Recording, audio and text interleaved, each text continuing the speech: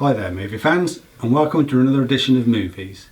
Today we're diagnosing Pain Hustlers, a 2023 film from director David Yates, which received a very short cinema release before streaming on Netflix. More famed for his contributions to the Harry Potter franchise, Pain Hustlers sees Yates break out of the fantasy genre to make his contribution to the opioid crisis gripping America, which sits nicely alongside another Netflix drama, Painkiller, which explores similar themes of corporate greed, leeching off the weak, the needy, the vulnerable and the desperate. This is a fine, well-crafted and very well-acted movie, based in fact on a true story, but I felt it had one flaw that similarly affected another recent true story-based release exploring corporate greed, courtroom drama, The Burial. Namely, it lacks an ultimate gut punch, an uppercut to the target these films clearly have their sights on. Perhaps we've become so sedated to the strapline of corporate avarice crushing the little guy that nothing short of some CEO drinking the lifeblood from a newborn baby will move us now. Copyright declared. So corporations will continue to get greedier and thrive off the dependencies they create. It's just the way things are. This film is unlikely to change the outlook nor make any dent in the medical issues it seeks to cover. But perhaps it's unfair to expect Yates alone to change capitalism overnight.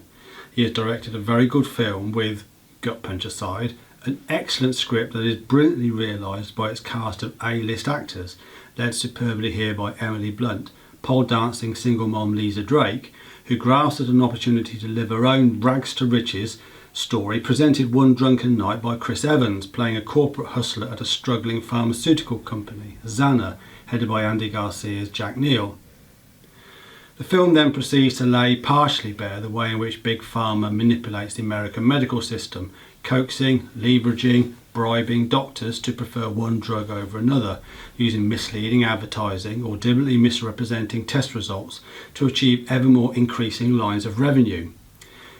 And into this environment lands sassy, driven, Erin Brockovich type Liza Drake, with no medical background whatsoever, yet instantly at home hustling doctors, in the main here distilled through Brian Darcy James's Dr. Lydell, to prescribe a drug for a cancer pain relief developed by Xana, the new company she now chases the dollar for after instantly charming Garcia's Neil.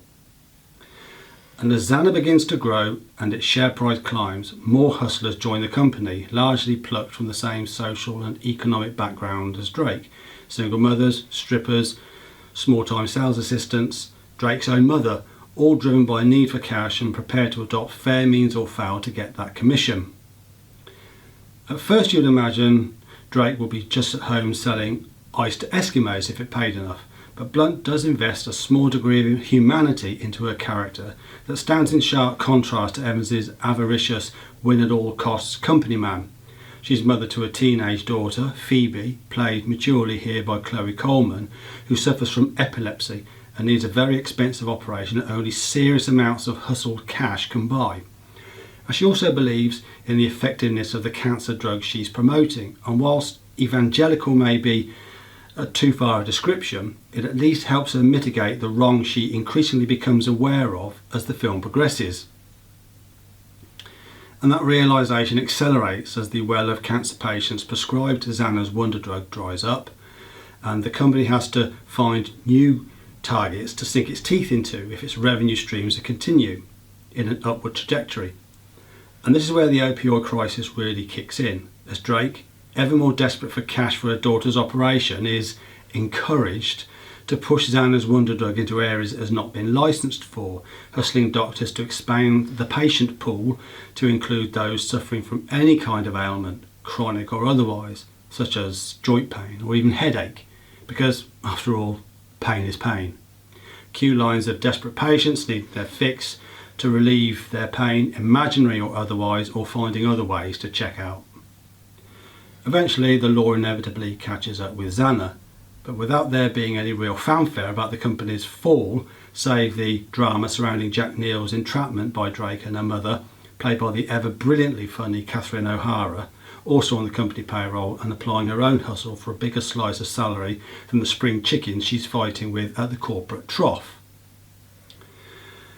In all, this is a very good drama, hugely enjoyable with some laugh out loud comedy asides. I'd give it A-, missing out on a distinction by its low-key social comment on the downside of greed is good. It's also very observational, so matter of fact. This is just how it is, how it works, has always worked, take it or leave it, for good or ill. And that observation isn't restricted to the pharmaceutical industry either.